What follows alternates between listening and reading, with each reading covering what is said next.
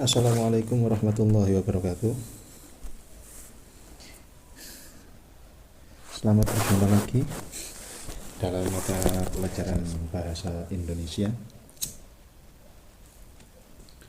Materi kita tetap sama, yakni teks laporan hasil observasi. Apabila ada siswa yang belum melihat video sebelumnya, silakan untuk melihat video sebelumnya tentang materi teks laporan hasil observasi. Di dalam video sebelumnya, saya membahas lengkap mengenai teori-teori dalam teks laporan hasil observasi. Secara singkat pastinya ya, ada video berdurasi sekitar lebih dari 40 menit. Itu bisa didengarkan. Sebelumnya saya membahas tentang yakni lengkap tentang pengertian, tujuan, fungsi, dan ciri-ciri dalam teks laporan hasil observasi. Kemudian ada interpretasi laporan hasil observasi, kemudian struktur dan kaidah kebahasaan teks laporan hasil observasi. Yang terakhir adalah penyusunan teks laporan hasil observasi. Nah, materi kita yang sekarang yakni tentang interpretasi teks laporan hasil observasi. Ketika kita sudah tahu tentang pengertian, tujuan, fungsi, dan ciri-cirinya, yakni secara singkat bahwa tujuannya teks laporan hasil observasi ini untuk mengatasi suatu persoalan, kemudian untuk pengambilan keputusan, kemudian untuk melakukan pengawasan dan atau perbaikan. Yang terakhir adalah untuk mengetahui perkembangan. Nah, ini tujuan pokoknya. Untuk penjelasannya bisa dilihat di video sebelumnya. Kemudian tentang fungsinya adalah yang pertama untuk melaporkan. Terus fungsi yang kedua adalah untuk menjelaskan. Fungsi yang ketiga adalah untuk sarana pendokumentasian. Fungsi yang keempat adalah sebagai sumber informasi terpercaya. Ya, karena teks laporan hasil observasi ini harus apa adanya dan sesuai dengan fakta dan objektif.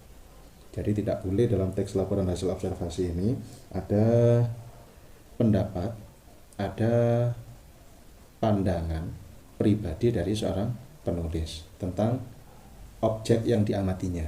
Jadi ini tidak boleh. Jadi unsur-unsur subjektivitas di dalam laporan hasil observasi ini tidak boleh. Nah, kemudian itu masuk dalam ciri-cirinya ya. Yang pertama adalah objektif, global, dan universal. Lalu ciri yang kedua objek tunggal, terus yang ketiga lengkap, yang keempat berdasarkan fakta. Jadi tidak boleh kok berdasarkan perasaan dan lain sebagainya atau yang sejenis dengan perasaan begitu ya. Jadi tidak boleh ada opini dari penulis. Kemudian tidak mengandung prasangka atau dugaan, dan ciri yang terakhir adalah saling berkaitan.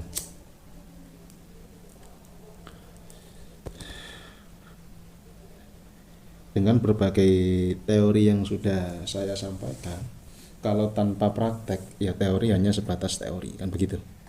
Teori hanya sebatas teori. Jadi tidak ada gunanya kita tahu teori tanpa kita mempraktekkannya. Jadi tanpa ada aksiologinya, ini tidak ada gunanya sebuah teori. Pada pertemuan kali ini saya akan lebih menitik beratkan pada praktek, yakni tentang menginterpretasi teks laporan hasil observasi, atau bagaimana cara menginterpretasi teks laporan hasil observasi. Outputnya apa? Kita bisa meringkas teks. Ini outputnya. Jadi kita bisa membuat ringkasan dari teks laporan hasil observasi. Kemudian outputnya selanjutnya yang kedua adalah kita bisa membuat kesimpulan dari teks. Kesimpulan sendiri ini bagaimana? Kesimpulan ini tidak harus sama dengan apa yang sudah ada di dalam teks.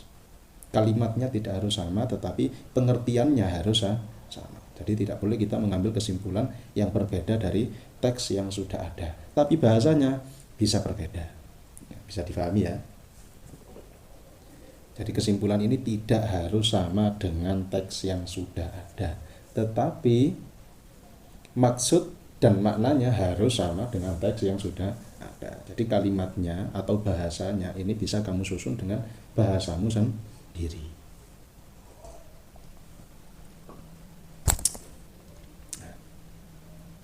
Bagaimana?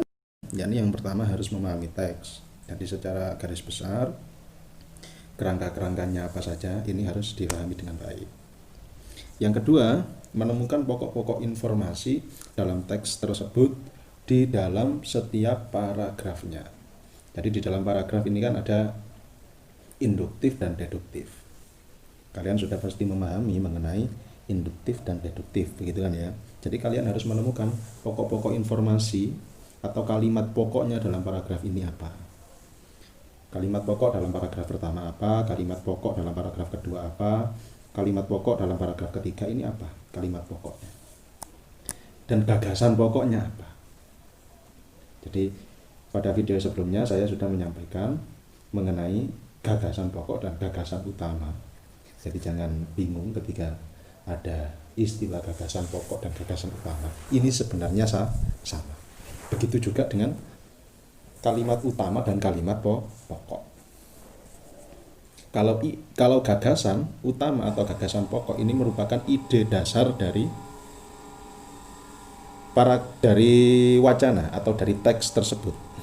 Kalau kalimat pokok dan kalimat utama ini merupakan kalimat utama dalam setiap paragraf. Nah, kemudian diikuti dengan kalimat-kalimat penjelas di setiap paragrafnya. Jadi pasti ada kalimat utama, ada kalimat pokok di dalam setiap paragraf. Kalau gagasan pokok ini adalah ide dasar yang melatar belakangi terciptanya, adanya teks laporan hasil observasi. Kemudian yang ketiga adalah mampu mengembangkan pokok-pokok informasi. Nanti akan saya paparkan beberapa contoh teks laporan hasil observasi.